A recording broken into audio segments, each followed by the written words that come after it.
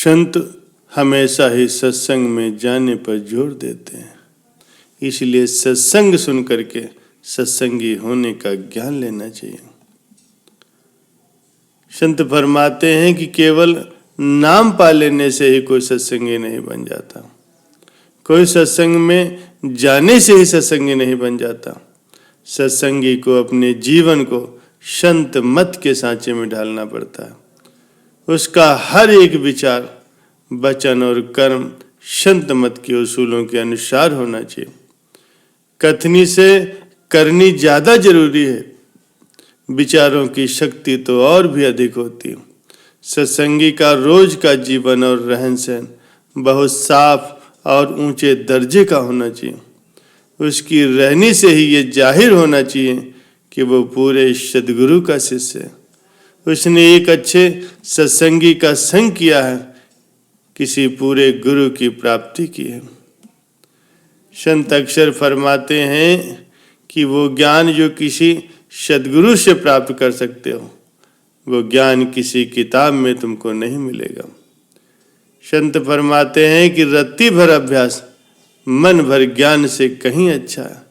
संत मत के सिद्धांतों का ज्ञान किस काम का, अगर उनके अनुसार हमारी रहनी न हो।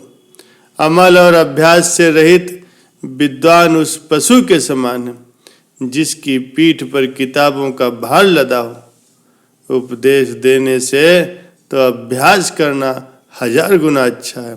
इसलिए ज्यादा से ज्यादा प्रभु नाम का सिमरन करो। अपने मन को हमेशा ही शांत रखें, कभी अहंकार न दिखाएं, क्योंकि जिसके मन में अहंकार होगा तो वो विनाशकारी साबित हो सकता है। इसलिए मन को एकाग्र करिए, मन को शांत करिए, जिसकी वजह से आपका स्वभाव नम्र होगा, अहंकार नहीं आएगा और मन भजन सिमरन में लगेगा। संत फरमाते हैं कि लंका का राजा रावण सिर्फ विद्वान ही नहीं, वेदों का सबसे बड़ा टीकाकार पंडित भी था, पर उसके कर्मों ने उसके पांडित्य को झूठा साबित कर दिया, क्योंकि एक पराई स्त्री का हरण करके वो नीच कर्म करने पर उतर आया था। इसका नतीजा क्या हुआ? उसका व उसके कुल का सर्वनाश हो गया। इसीलिए हमें अपनी गुरु की आज्ञा के अनुसार उनकी रहनी में रहना है और सच्चे नाम का अभ्यास करना है। इसलिए संत फरमाते हैं कि आप भजन सिमरन करिए, अपने ध्यान को एकाग्र कीजिए, मन के बहकावे में ना आए। कभी ऐसा न हो कि मन के बहकावे में आकर के हमारा हाल भी रावण के जैसा हो जाए, क्योंकि मनुष्य जन्म बार बार नहीं मिला करता। भजन सिमरन ज्यादा से ज्यादा कीजिए, सदगुरु के हुक्म के अनुसार चलिए, उनकी रहनी में रहिए। हर रोज सत्संग श्रवण करें, सदगुरु के हुक्म के अनुसार भजन सिमरन को ज्यादा से ज्यादा समय दें। बड़े बुजुर्गों और दुखी व्यक्तियों की सेवा करें। जहाँ भी हमें अवसर मिले सेवा करने का, तो हमें सेवा अवश्य करनी चाहिए। सेवा करने से मन में नम्रता आती है। प्यारे सज्जनों, हमारा अस्तित्व क्या है? संसार में हमारा जन्म किस लिए हुआ? हमारे जीवन का उद्देश्य क्या है? इन सभी प्रश्नों का उत्तर हमें सत्संग में ही मिलता है। सत्संग हमें अध्यात्म की ओर ले जाता है, मन में वैराग्य की भावना उत्पन्न करता है। जब आपको इसका एहसास होगा कि यहाँ सब कुछ नश्वर है और हमेशा स्थिर रहने वाला नहीं है, तो फिर इस संसार से तीव्र वैराग्य उत्पन्न हो जाता। इस छोटी सी जिंदगी में हमने जो बहुत बड़े बड़े सपने देखे हैं, परिवार और रिश्तेदारों के साथ इतना जुड़ गए हैं, उनसे अलग होने या उन्हें छोड़ने की भावना या विचार भी हमें मौत की कल्पना से भयभीत कर देता है। लेकिन क्या इस विषय में न सोचने से सच्चाई बदल जाएगी? हमें अपने जीवन के उद्देश्य को जानना होगा। इस संसार में अपना अस्तित्व खोजना होगा, ताकि हमें मृत्यु से भय न हो, बल्कि इस बात का संतोष हो कि कि हमने अपने जीवन को सार्थक किया और इसे अच्छी तरीके से जिया। प्यारे सज्जनों, ये जीवन बहुत ही अद्भुत है। इसके कई रोचक पहलू हैं। हमारे जीवन का उद्देश्य क्या है, यह हमें जानना होगा। लेकिन ये निश्चित है कि हर चीज के होने का कारण अवश्य होता। हमने अपने जन्म स्थान, समय, माता पिता और अपने शरीर का चुनाव नहीं किया।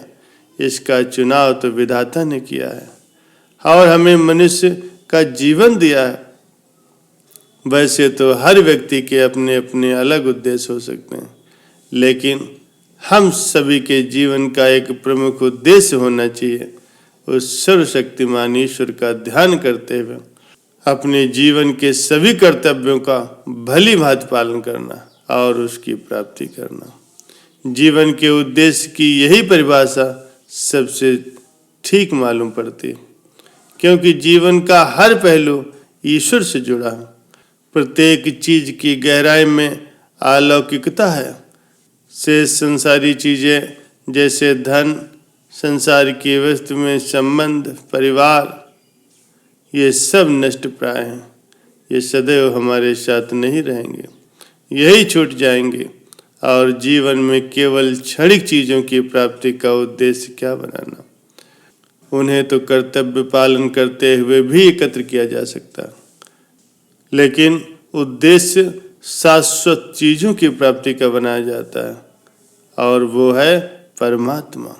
इस संसार में बहुत सी चीजों के ऐसे कारण हैं जिन्हें हम कभी नहीं जान पाए, इसीलिए प्रकृति के विरुद्ध क्यों चलें।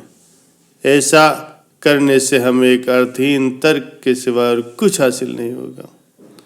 अतः जीवन के उद्देश्य, जीवन का अस्तित्व हमें ईश्वर की इच्छा से मिला है। इसलिए उस सर्वश्रेष्ठ ईश्वर की प्राप्ति करके अपने जीवन को सार्थक बनाना ही हमारा परम उद्देश्य होना चाहिए। हमारा उद्देश्य उस स्थिति की प्राप्ति होनी चाहिए जिसमें पहुंचकर हमें जन्म मरण के बंधन से हमेशा हमेशा के लिए मुक्त हो जाए। हमारा उद्देश्य स्वार्थ के मोह से मुक्ति पाना होना चाहिए और इस मुक्ति की साधना हर व्यक्ति सेवा करके और भक्ति करके प्राप्त कर सकता है। यहाँ तक कि यदि हम अपने काम को पूरी सच्चाई और ईमानदारी से करें, ईश्वर को याद करते हुए करें, तो वो भी एक प्रकार से ईश्वर की भक्ति है।